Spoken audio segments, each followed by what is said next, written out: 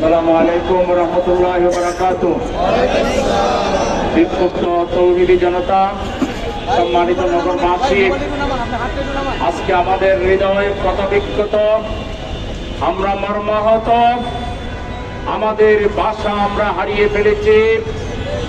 বিশ্বের যুদ্ধের সকল ইতিহাসকে ম্লান করে যুদ্ধেরও একটা আইন আছে, নিয়ম আছে, কানুন আছে। সব আইন কানুন নিয়মকে ভঙ্গ করে বিশ্বের সবচাইতে বড় ইবলিস, বিশ্বের সবচাইতে বড় শয়তান নেতানিয়াহু আজকে ফিলিস্তিনের নারী শিশুদের আজকে নির্বিচারে খুন করে যাচ্ছে। এই খুনিকে থামাবার কেউ নেই। আজকে জাতিসংঘ শুধু কতিপয় বিবৃতি দিয়ে, বক্তব্য দিয়ে আপনাদের দায়িত্ব পালন শেষ করতে পারেন না। আর ওআইসি নামক ওই মুসলিম রাষ্ট্রগুলোর যে সংস্থা, পৃথিবীর এর চাইতে বড় মাজাবাঙ্গা, এর চাইতে বড় দুর্বল কোন সংস্থা পৃথিবীতে জন্ম হয়নি। যার কোন দরকার নেই, ওটা ভেঙে দেন। জনতার পক্ষ থেকে এই সংস্থা গঠন করে আমরা ফিলিস্তিনকে আজাদ করব। এই মুহূর্তে বিশ্বের কোটি কোটি মানুষের একটাই দাবি, স্বাধীন ফিলিস্তিনি রাষ্ট্র গঠন করতে হবে।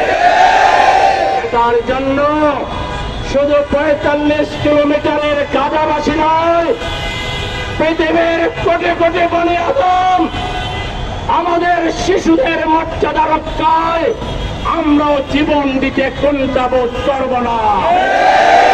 হয়তো স্বাধীন ফিলিস্তিন, নয়তো ফিলিস্তিনের শিশুদের মতো আমাদেরও মৃত্যু। আমরা শহীদ মৃত্যু চাই, আমরা ইহুদিদের কাছে মাথা নত করব না। আর নেতানিয়াহু আর তোমার অভিভাবকরা অপেক্ষা করো, আসমানের পক্ষ থেকে ডিসিশন খুব শীঘ্রই আসবে। তোমার লাশ বন্য পশুরা খাবে, কুকুর খাবে, তোমার মাটিও কোথায় হবে না। নেতানিয়াহু, তুমি ফেরাউন নমরুদের শিক্ষা গ্রহণ করো, তোমাকে অবশ্যই উচিত জবাব দেওয়া হবে। এভাবেই তুমি পার পাবা না। সুতরাং আজকে আমরা এখনো জাতিসংঘকে বলবো, বিশ্বের অধিকাংশ রাষ্ট্র যেখানে স্বাধীন ফিলিস্তিন রাষ্ট্রের পক্ষ নিয়েছে, মত দিয়েছে, অতএব জাতিসংঘের পক্ষ থেকে আপনারা সেটি কার্যকর করার জন্য যে ধরনের ভূমিকা নেওয়া দরকার সেটি নিয়ে গাজা খালি করবেন। ওই স্বপ্ন দুঃস্বপ্নে পরিণত হবে। গাজা কখনো খালি হবে না। এটা মুসলমানদের প্রথম কিবলা মসজিদুল আকসা। এটা মুসলমানরা একজন মুসলমান পৃথিবীতে বেঁচে থাকতে গাজা খালি হতে দেওয়া হবে না।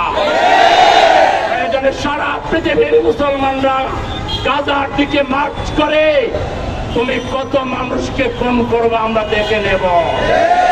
সুতরাং সমস্ত মুসলমানদেরকে জিহাদের জন্য প্রস্তুতি নিতে হবে।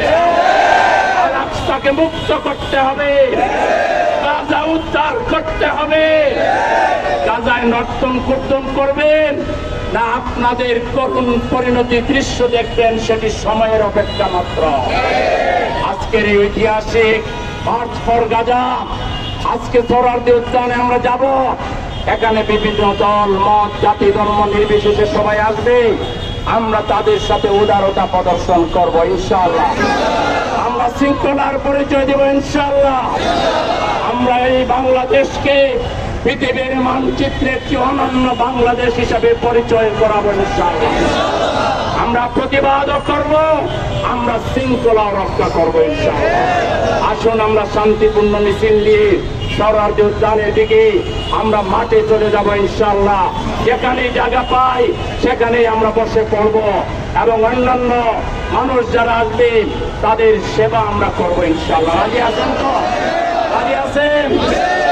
ইনশাআল্লাহ সবাইকে আবারও সংগ্রামী সালাম এবং শুভেচ্ছা জানিয়ে নাগরিক উন্নয়ন ফোরামের নেতৃত্বে উদ্যোগে আজকের এই ঐতিহাসিক মিছিল এখন সরাদি উদ্যানের দিকে আমরা যাত্রা শুরু করব।